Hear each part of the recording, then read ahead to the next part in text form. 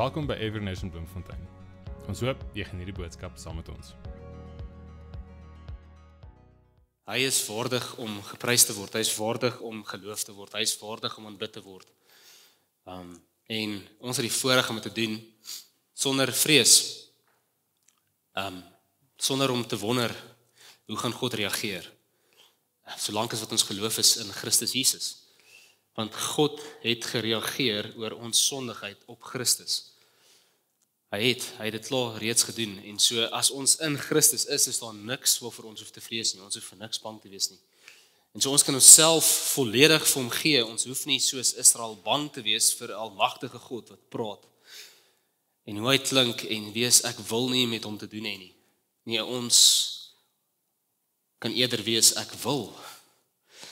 Want hy is lief vir my, hy het 'n weg gemaak vir my, ten spyte van my sondigheid om by hom te wees. En wat 'n groot geskenk is dit nie. En mag ons nooit gewoond raak aan dit nie. Mag ons nooit dit as vanselfsprekend aanvaar nie. Mag ons nooit op hom die Here dan bid vir dit nie. Mag ons altyd om bly prys vir dit. En ja, vandag in die kerkkalender, dalk net voor ek dalk kom, my naam is Corneille, die van julle wat my dalk nie mag gee nie. En so vandag in die kerkkalender, vir die van julle wat weet, is Palm Sondag, Palm Sunday, soos wat hulle sê in Engels. En die gedagte van dit is 'n week voordat Jesus uit die graf uit opstaan. En as ons dink aan die storie, dan is dit altyd vir my so skokwekkend, so skrikwekkend, so eye-opening, om te sien hoe vinnig mense verander. Hoe vinnig mense sê, hierdie is die Christus wat ons voorgewag het vir jare. En minder as 'n week na dit, het hulle hom gekruisig, was hy al 3 dae dood en leef hy weer. Hoe vinnig ons harte nie meer God aanbid nie. Hoe vinnig ons wegskuif, hoe vinnig ons dalk nie hou van wat hy sê nie. Hoe vinnig hy ons nie red soos wat ons wil hê hy moet nie. En dan maar net sê, nee, dit is sekerlik nie hy nie. Kom ons maak hom dood. Dit kan nie hy wees nie. En dis maar net iets vir ons om vanaf te leer. Elke keer wat ons dink, ja, dit is vir die Here, en dan die Here gaan dit en dit en dit, en hy gaan so en so en so met my wees, en dis hoe sy redding vir my gaan lyk, en dan lyk dit nie so nie. En dan sê hy iets anders. En dan is die vraag wat die Here voor ons stel, elke liewe keer wat ons daar kom, is, wat doen jy met dit? Hoe oortuig is jy ek is wie jy sê ek is? Is ek soewerein? Is ek die God wat mag bepaal? Gaan jy my aanhou dien as dit nie lyk soos wat jy wil hê dit moet lyk nie? En so wat Israel gedoen het, is hulle het gesê, nee, ons soek nie hierdie redder nie, dit kan nie hy wees nie.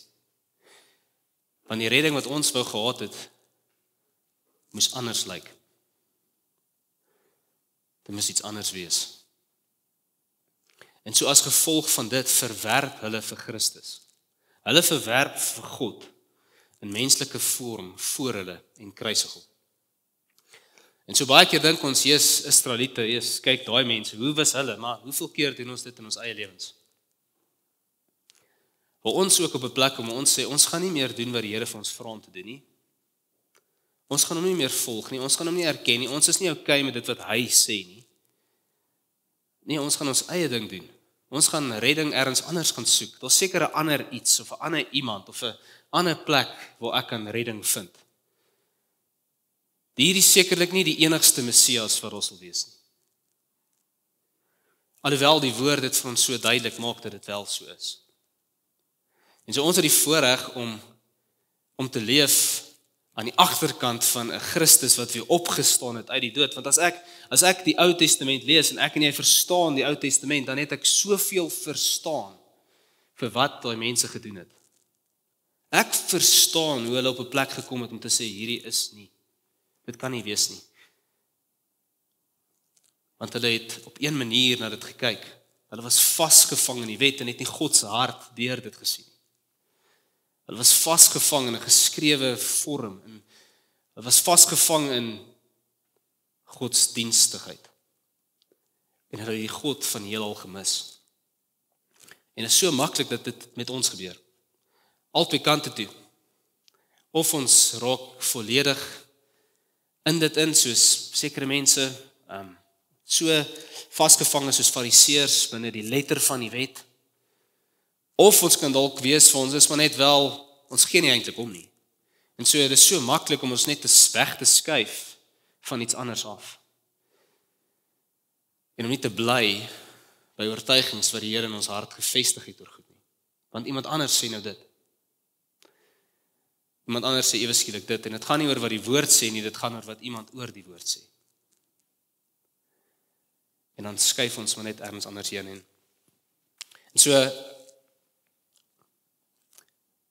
vandag is daai Sondag wat ons moet dink oor dit. En volgende Sondag dan gaan ons spesifiek terugdink oor die gedagte van Jesus wat opgestaan het. Jesus wat nou nie net gekom het nie, net hier was nie, net hier geleef het nie, net sondeloos geleef het nie, nie aan 'n kruis gesterf het nie begrawe is nie, maar ook opgestaan het uit die dood uit. En hoe dit veronderstel is om te verander hoe ons leef. Daai waarheid is veronderstel om heeltemal te verander hoe ek en jy leef. Dit is veronderstel om ons ander doel te gee vir die lewe.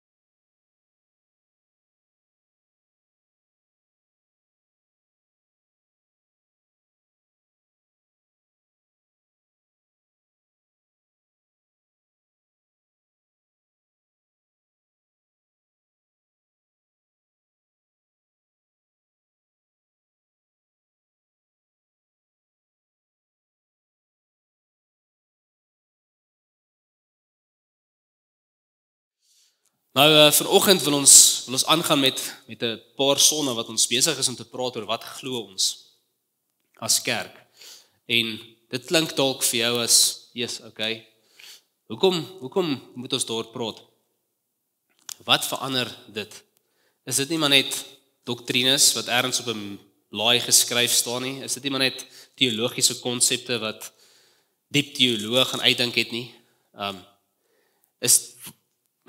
Hoekom hieroor praat? En die realiteit is dat ons praat hieroor want eintlik is die hoofrede twee goed van hoekom ons hieroor praat. Die een is ons glo goed wat nie in lyn is met die woord nie. En so ons moet onsself help om terug te kom by die woord. Die ander ding is ons dink ons glo goed wat in lyn is met die woord. En dan is dit nie. Ons sê ons glo goed. Dis die ander kant van dit. Ons sê ons glo sekere goed. As ek vir jou moet vra wat glo jy hieroor, dan sal jy vir my sê dis wat ek glo. Maar ons kry dit nie reg om dit te leef nie. Ons sukkel dat ons geloof dade word. En so ons het nodig, hoekom geloof? Geloof sê die woord vir ons kom deur die aanhoor van die woord. En so as ons weer praat oor wat ons sê ons glo, dan is die hoop dat God iets in ons hart sal kom vasmaak om oortuiging te bring, om te sê, ja, ek glo dit. Ek leef dit nie, maar ja, ek glo dit. En as gevolg van dit, is daar 'n hartsoortuiging wat groei, en ek wat bereid is om my lewe te verander. Want sien, dit help nie ek sê ek glo iets, en ek is nie bereid om my lewe in lyn te kry met dit wat ek sê ek glo nie. Want ons almal leef dit wat ons werklik glo. Dis hard, maar dit is waar. Die mate waartoe jy werklik iets glo, is die mate waartoe jy bereid is om dit te doen. Ek onthou ek het jare terug een keer, ek het dit nog nooit weer gedoen nie, want ek dink nee, ek het al een keer gaan bungee. Wie is hier wat al gaan bungee het in hulle lewe? Ooit al daar afgespring het. Okay, daar's genoeg van ons mal mense hier tussen ons. Ek het dit gedoen, want ek het geglo daai rek vir my hou. Ek weet nie of ek dit weer sal doen nie. Die rek het my gehou, okay? Hy het gewerk. Ek's nie dood nie. Ek leef nog. Ek is nie oortuig ek wil dit weer doen nie. Okay? Maar so die vraag is, hoe oortuig is ek dat bungee goed is vir my? Absoluut glad nie, want ek sal dit nie weer doen nie. Maar ek is bereid gewees om dit te probeer, want ek het mense het vir my gesê, dis wow, dis amazing, ja, dit was okay ervaring, was cool. Man, nie so cool nie. Om weer my lewe te waag nie. Ek is nie so oortuig, dis cool nie. So ek sal dit doen nie. Wat ons sien in die Nuwe Testament is, die vroeë kerk en mense in die vroeë kerk is so oortuig oor goed, dat hulle lewens waag. Hulle is so oortuig, dat wanneer mense sê, jy gaan vervolg word as jy saamkom saam met ander gelowiges, dan doen hulle dit nog steeds, want hulle weet God vra vir hulle om dit te doen. En hulle weet, dis goed vir hulle. Hulle is oortuig van dit. Daar's 'n diep oortuiging binne in hulle. En so vir ons vandag is dit so maklik om nie oortuig te wees van dit nie. En die kleinste dingetjie maak dit ons maar net sê, dis nie nodig om saam met medegelowiges te wees nie. Ek het dit nie regtig nodig nie. Ek gaan nie my lewe inrig om seker te maak dat ek by dit kan uitkom nie. Dis nie so nodig nie. As ek tyd het, fine. As daar ander goed is, dan doen ek ander goed. Ek is nie oortuig dat die samekoms van die gelowiges werklik iets is wat ek by moet uitkom nie. Dis al wat dit wys. Dis dit. Daarmee sit ons nie 'n wet op enige iemand nie. Dis nie 'n wet nie. Dis nie God se hart dat jy moet voel, dis 'n wet en jy moet nie. Was nog nooit nie. Sy hart is dat jy moet besef dat dit goed is vir jou. Die hele hart van die wet was nog altyd gewees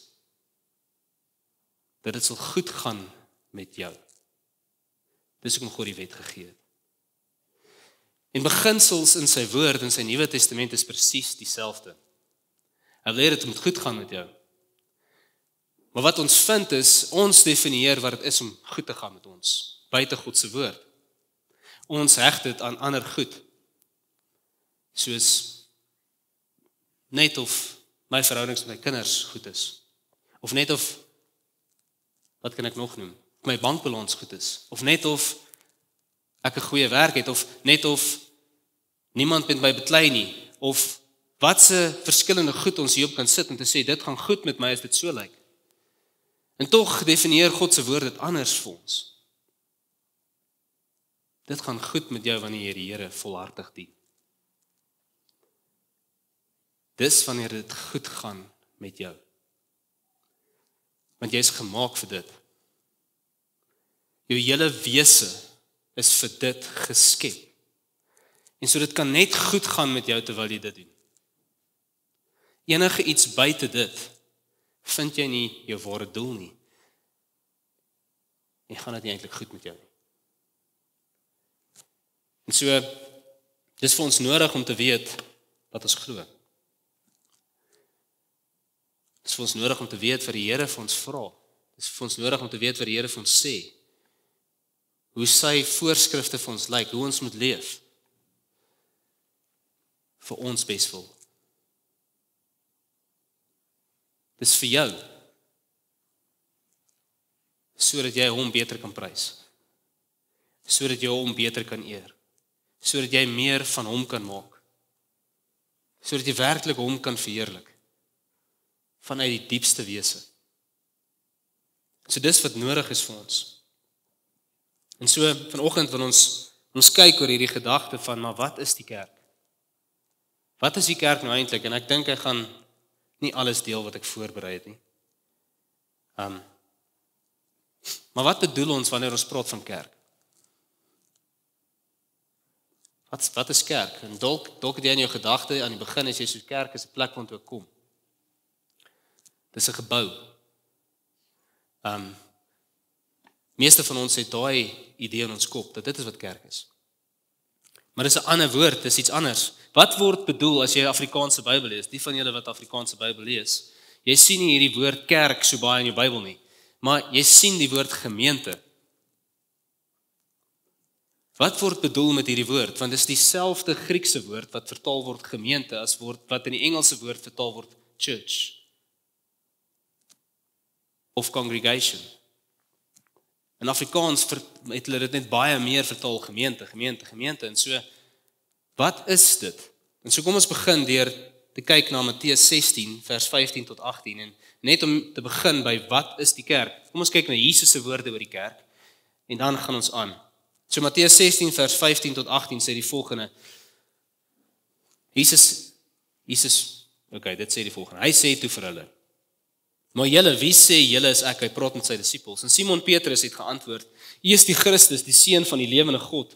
En Jesus antwoord hom: "Gelukkig is jy, Simon Barjona, want vlees en bloed het dit nie aan jou bekend gemaak nie, maar my Vader in die hemele. En ek sê vir jou, jy is Petrus, en op hierdie rots sal ek my kerk bou, en die poorte van Hades sal dit nie oorweldig nie." En wat baie interessant is dat daar is net nog een ander plek wat Jesus praat oor kerk, wat opgeteken is vir ons. Net een ander plek waar die woord kerk gebruik word, of die Griekse woord ekklesia in al die evangelies. Die res van dit vind ons in Handelinge en daarna. En so Jesus het net hierdie te sê oor kerk, en dan het hy een ander plek waar hy praat van gemeente, waar hy praat van wanneer die mense by mekaar kom, en dit is eenvoudig waar hy sê, as mense nie wil luister nie, as hulle nie wil ag gee op jou teregwysing van waar jy sondig nie, maak dit ook bekend in die gemeente. Baie interessant, dis al waar Jesus praat oor kerk, is al waar hy die twee woorde gebruik. Want die gedagte is dat die gemeente mekaar accountable moet hou. Die gedagte is dat al die gelowiges mekaar moet help om in lyn te kom met die woord van God. Om daar waar hulle iets mis, dit reg te maak. As jy die Ou Testament lees en jy lees die wet, dan word daar uitdruklik gesê, as jy bewus is van iets, dan moet jy iets omtrent dit doen. En so vir elkeen van ons wat deel is van die gemeente, is dit dieselfde idee. Dis nie die pastoor of hierdie ou of daai ou met hierdie aansien of daai of hierdie ou wat dit moet doen nie. Nee, die gedagte is dat almal wat deel is van die kerk mekaar accountable moet hou aan dit wat Christus vir ons vra om te leef. En wanneer een ou soontoe gaan en hy nie luister nie en daar gaan 'n volgende ou saam wat saamstem en hy nie luister nie, dan is die idee wat Christus sê in Matteus 18 dat nou moet almal dit hoor. Hoor jy, julle daai ou wil nie gehoorsaam raak nie. Dis al baie meer genade as wat daar was in die Ou Testament. Want daar was dit eenvoudig, hoor jy, julle daai ou moet doodgemaak word. En so Christus sê, nee, wat moet gebeur is die gemeente moet sê, julle, mense moet repent, hulle moet terugkeer na God toe. Repentance is 'n daadwerklike iets wat nodig is. Ons is veronderstel om te leef volgens God se wil en nie volgens ons eie nie. Ons is veronderstel om dit te doen. En so hierdie Griekse woord wat vertaal word kerk hierso, is die woord ekklesia. En julle sal dit ken, meeste van julle. Dit word 114 keer in die Bybel gebruik. Okay, 114 keer wat ons kry, net 2 keer wat Jesus dit gebruik. En die een plek is wat ons net gelees het. Waar Jesus sê, maar my ekklesia, myne. En so wat ons moet besef is, die kerk is God se. Dis die eerste ding wat ons moet weet. Die kerk is nie daar vir enigiemand anders as vir God nie. Dit is Christus se wat hy gekoop het met sy bloed. Dit behoort aan hom. Dit is sy kerk. En hy sê, hy sal dit bou. En die dood sal dit nie oorweldig nie. En hoe bewys hy dit? Hy bewys dit deur op te staan uit die dood uit. Dat die dood hom nie kon hou nie. En daarom is hy die een wat sal maak dat die dood nie die kerk sal kan hou nie. Ecclesia. Wat baie interessant is die feit dat wie is dan nou die kerk? En in hierdie vind ons dit, want Jesus sê, hierdie sal die fundament wees, hierdie sal die rots wees, hierdie openbaring, Petrus, wat jy gekry het, van wie ek is wat die fundament van die kerk sal wees. En so, die wat deel is van die kerk, is die wat glo dat Jesus Christus die Seun van God is. Dit is nie die wat kerk toe kom nie, dit is nie die wat noodwendig hier sit vanoggend nie. Dit is nie die wat sê hulle is Christene nie. Dit is die wat werklik glo dat Jesus Christus God is, dat hy Here is, dat hy die Seun van God is, dat hy nie net redder is nie, maar ook Here is, en hom so aanvaar, en as gevolg van dit, hom dien, met hulle hele wese. Dis die kerk. Die kerk is die wat nie net iets sê oor Jesus nie, maar die wat Jesus volg, die wat Jesus dien, die wat Jesus eer, die wat met hulle hele wese probeer om aan hom gehoorsaam te wees. Want dit is wat dit is om vir hom lief te wees. Dis die kerk. En dit is die breë definisie van kerk. Dis die universele kerk, dit is dieselfde definisie van die eerste mens wat gered was, tot die laaste een wat gered sal word voor Jesus weer eendag terugkom. Dit is die kerk. Elke liewe persoon wat al ooit geleef het, wat nog gaan leef, wat glo dat Jesus Christus die Seun van die lewende God is. Dit is hulle wat deel is van die kerk. En later sal sien wat met hulle gebeur. Wat gebeur met hulle is, hulle word gevul met God se Gees. Hulle word deurdrenk met sy Gees. Om deel te wees van die universele kerk, is eenvoudig. Jy aanvaar Christus, Jesus, as Here en Verlosser. Jy draai weg van enigiets anders af wat vir jou sê, hulle is dit. Dis wat sonde is. Dis om dit te probeer vind in enigiets anders as Christus alleen. Jouself te red, redding te vind in wat ook al, bestaan te vind in enigiets anders, om ultimate purpose te vind in enigiets anders. Dis net Christus. Hy is self God. En ons lewens is nou daar om hom te verheerlik. En dis dit. Petrus stel dit as volg in 1 Petrus 2 vers 4 tot 5. Hy sê die volgende, hy sê kom na hom toe, die lewende klip wat wel deur mense afgekeer is, maar voor God uitverkore en vir hom kosbaar is.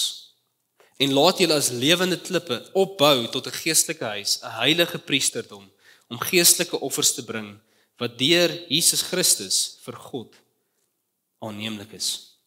En so kan jy duidelik hoor hoe Petrus sê, maar die oproep is kom na Jesus toe. Moenie kerk toe kom nie. Kom na Jesus toe. Moenie na 'n klomp idees toe kom nie, moenie na dogma toe kom nie, moenie na teologie toe kom nie, moenie na 'n ander wyse van lewe toe kom nie. Moenie na iets toe kom wat vir jou gaan beter wees, fisies nie. Kom na Jesus toe. Dis wanneer ons na hom toe kom wat ons deel raak van die kerk. En op geen ander plek nie, en ons kan in die kerk sit en weer nie meer deel raak van die kerk nie, want ons kom nie na Jesus toe nie. Jesus is nie meer die middelpunt van dit nie. Ons begin maar net goed doen. Ons val in gewoontes. En ons kom nie na Jesus toe nie. Die kerk se oproep is weer en weer en weer en weer. Kom na hom toe, na Jesus toe. Want dit is hy wat jou iets gaan maak. Dis hy wat ons iets maak. Dis hy wat ons saam bou in iets in. Dis hy wat ons lewens verander. So wat ons laasweek ook duidelik gehoor het. Dit is hy wat dit doen. En so binne die kerk sê hy net, hy wil dit saam doen. Hy doen dit met ons as 'n mense saam. Nie net met jou as individu nie. Nie net met jou wat alleen die Bybel lees nie. Nee, hy werk in sy mense in saam. Dis wat dit is om die kerk te wees, om saam God te dien. Dis hy wat ons moet toelaat om ons as lewende klippe in te bou. Vir wat se doel? Sodat hy verheerlik kan word. Sodat iets na hom toe gebring kan word wat hom verheerlik. Dis dit.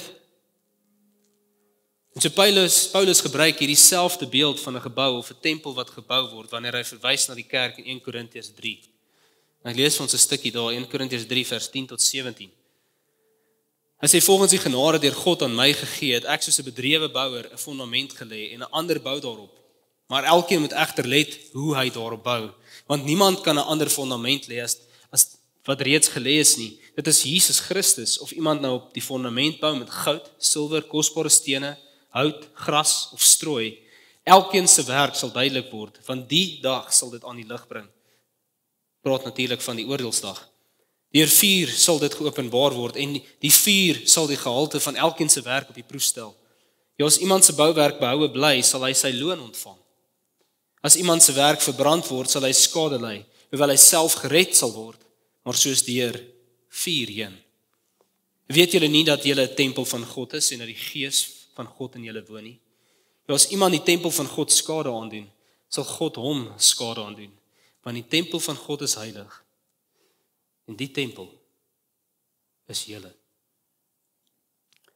Wat belangrik is hierso is 'n paar goed. Een is, Jesus is die hoeksteen wat gelê is. Daar's geen ander een wat gelê kan word nie. En so ons word, as ons deel is van die kerk, word ons verbind aan hom. Die hoeksteen is die deel wat maak dat die gebou staande bly. Dit is die standaard. Dit is die eerste steen om te sê, hier is hoe al die ander stene bygevoeg moet word.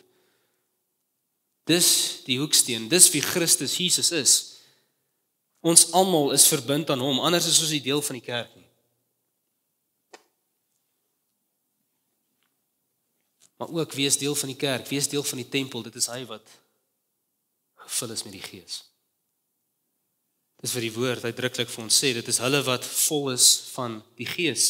Die Gees wat in jou woon, wat getuig oor wie jy is. En so, jy weet as jy hier sit vanoggend, of jy deel is van die kerk of nie. Want dit is God se Gees wat getuig of jy kind van hom is of nie. Dit is dieselfde ding, as jy kind van God is, word jy sy familie, word jy deel van die kerk. Die universele kerk. Dit is die idee.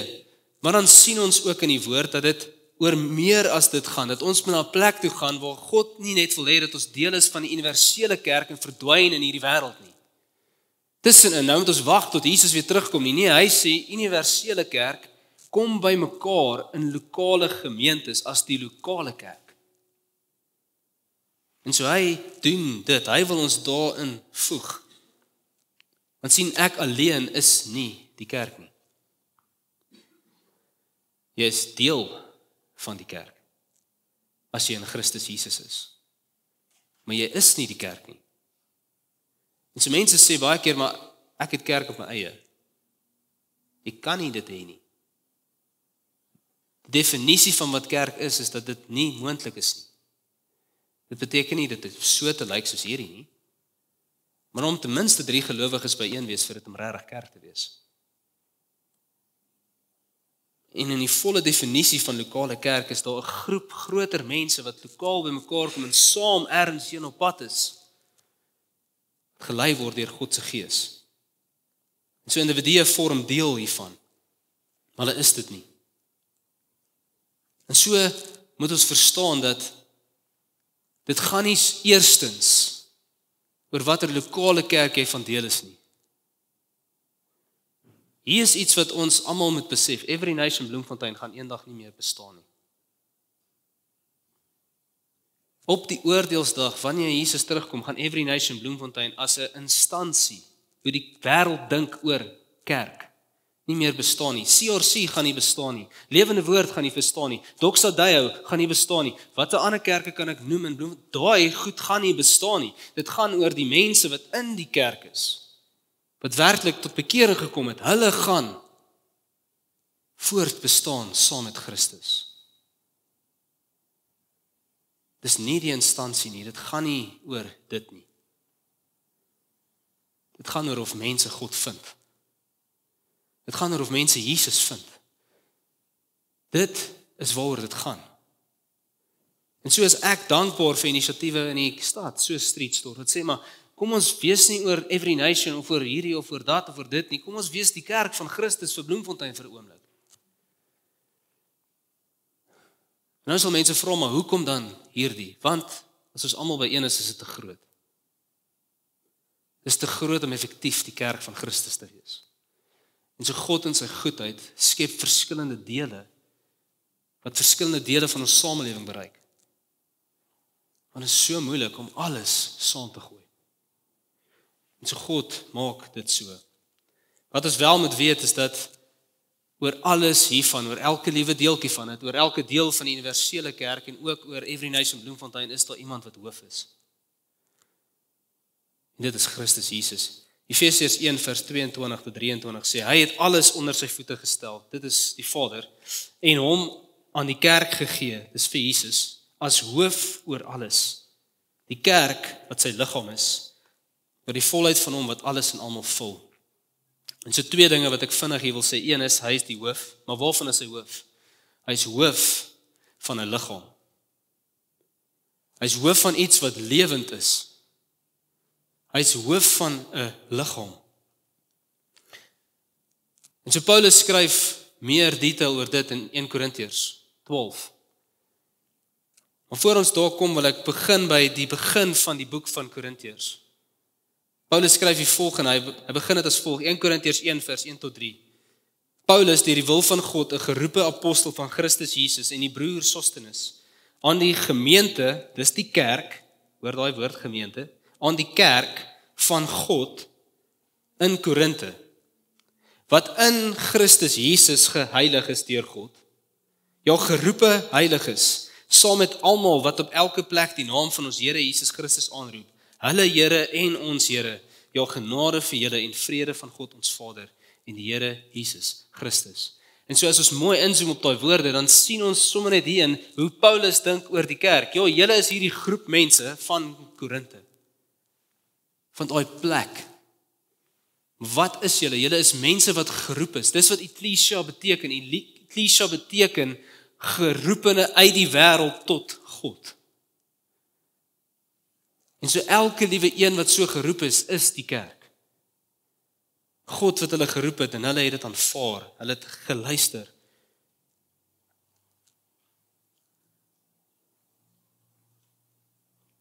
Die spesifieke kerk waarna hy skryf, vind ons dan die volgende oor die liggaam. 1 Korintiërs 12 vers 12 tot 27 en hiermee gaan ek afsluit.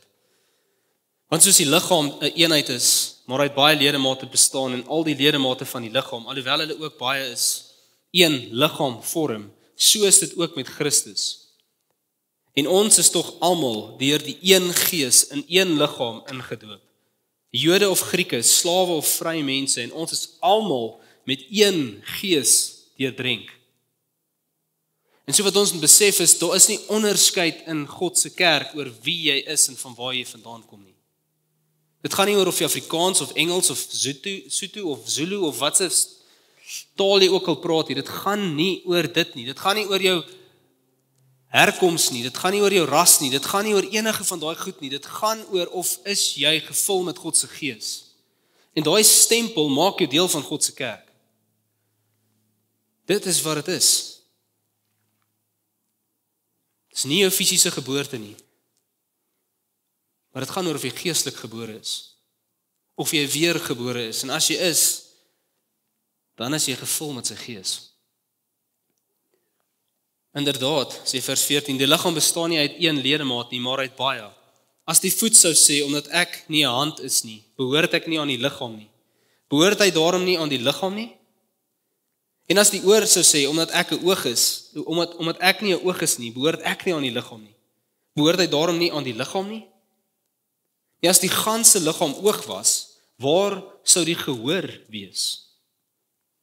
En as alles gehoor was, waar sou die reuk wees? Maar nou het God die ledemate, elke enkele een van hulle, in die liggaam geplaas, volgens sy besluit. As alles een ledemaat was, waar sou die liggaam wees? Maar nou is daar wel baie ledemate, maar net een liggaam. Die oog kan tog nie vir die hand sê, ek het jou nie nodig nie. Of die kop weer vir die voete, ek het julle nie nodig nie. Inteendeel, die oënskynlik swakker liggaamsdele is baie meer noodsaaklik. Sien wat ek en jy elkeen vas en seker moet weet, is dat God die ledemate van sy kerk plaas waar hy wil.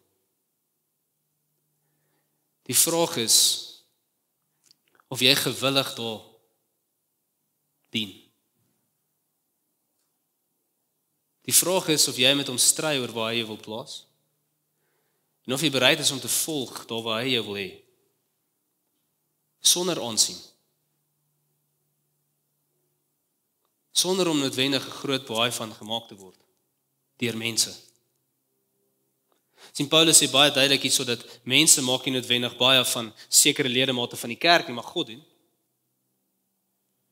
Daar's van hulle wat minder belangrik is volgens mense, maar in God se oë van onskatbare waarde is. En as jy is daai mense wat God na kyk en sê jy is bereid om nederig te dien. Ek sien my seun binne in jou. Jy is bereid om werklik nederig te dien soos Christus. En so dit gaan nie oor aansien in die kerk.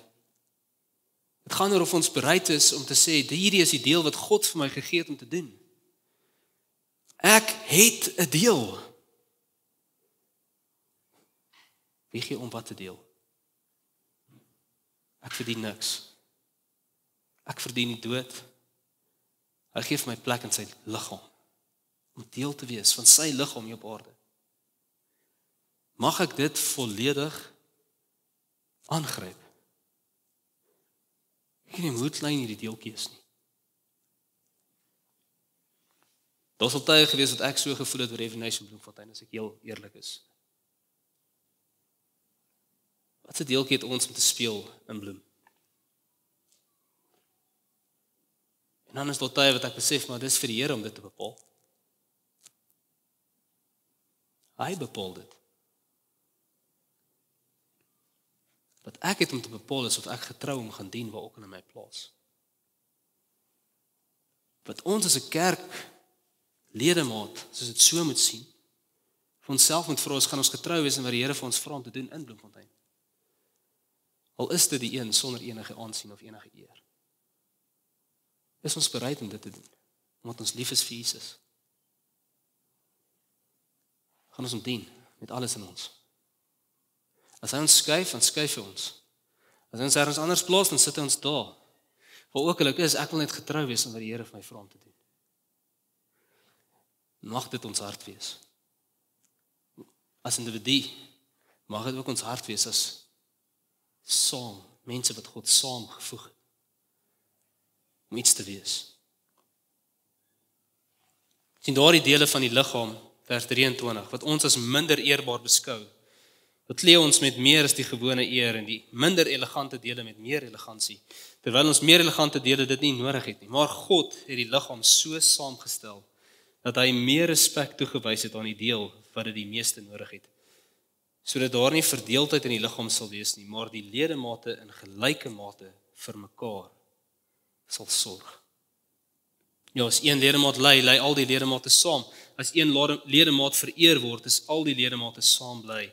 Julle is die liggaam van Christus en elkeen individueel 'n ledemaat. En soveel soos wat jy vanoggend moet hoor, jy is nie die kerk nie. Moet jy hoor, jy is 'n deel. Die liggaam ly sonder jou deel. As ek net een nier het, moet die ander nier harder werk.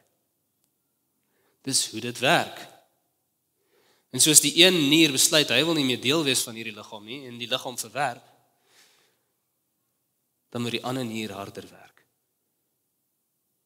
En so kan jy sien dat elke deel essensieel is vir die kerk om effektief te kan funksioneer. Net soos die kinderkerk op die oomblik besig is om te funksioneer. Vir ons 'n bietjie meer gefokus hier kan funksioneer in hierdie oomblik. Dit is hoe ons deel is van iets. God gee vir ons elkeen 'n plek. Niemand van ons is uitgelot met dit nie. Niemand van ons word uitgelaat wanneer Jesus sê gaan en gaan maak disippels nie. Hy gee dit vir elke liewe disipel. Hy sê nie nee, maar jy mag nie.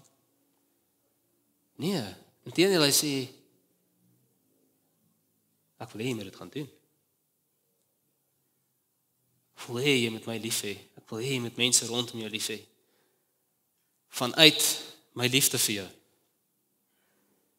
En vanuit daai plek uit wil ek hê jy moet mense se lewens gaan affekteer vir die koninkryk. Jy moet hulle gaan leer wat dit is om my te dien. En nader aan my te groei. Dis wat jy moet gaan doen. En so mag ons besef vanoggend dat die Here elke liewe een van ons geroep het. Mag ons besef dat ons verskillend is vir 'n rede. Jy dink anders oor kerk vir 'n rede as die een langs jou. Vir 'n rede.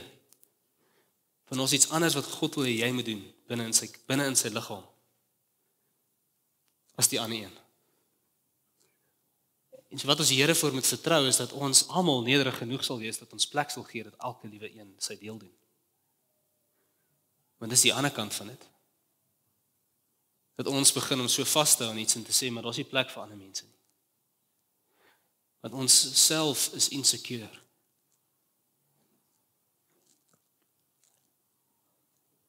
Dis hoe dit is. Dis bedoel dat die Here met ons praat.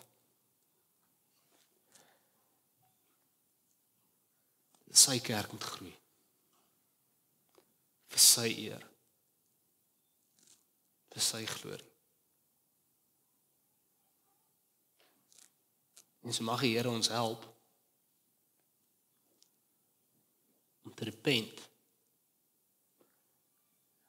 Waar ons nie besig is om goed te doen op 'n manier.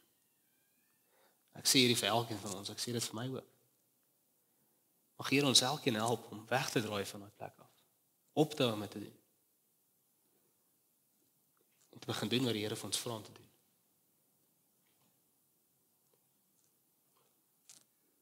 Vir sy eer. Vir sy glorie. Sodat hy verheerlik mag word. Efesiërs 3 vers 20 tot 21 sê die volgende. Ja, en hom wat deur sy krag wat in ons werk, die mag het om oneindig meer te doen as alles wat ons bid of dink. Aan hom kom toe die heerlikheid in die kerk en in Christus Jesus deur alle geslagte heen vir ewig en ewig. Amen. Om op te som. Die kerk is God se mense wat deur hom geroep is vanuit die wêreld tot hom. Om sy liggaam te wees en sy missie te vervul, om saam die evangelie te leef en te verkondig tot in die uithoeke van die wêreld. Tot eer en verheerliking van sy naam. En so mag die Here ons help om die kerk te wees. Kom ons bid saam. O Vader, ek wil na U toe kom, Here, en ek wil vir U vra, Here, mag U my vergewe waar ek dit mis. Here, waar ek nie getrou is om te wees wat U my geroep het om te wees nie. Here, waar ek iets anders wil wees, waar ek dalk meer wil wees of minder wil wees, as dit wat U van my vra om te wees. Vader, ek vra, Here, mag U met elkeen van ons praat oor dit wat U ons geroep het om te wees. Here, binne in U familie, binne in die kerk, binne in hierdie gemeenskap van gelowiges, Here, mag U vir ons oortuiging gee oor dit. Maar mag U ons ook help om in nederigheid binne dit te leef. Help ons om ja te sê vir dit waarvoor U ons roep, Here.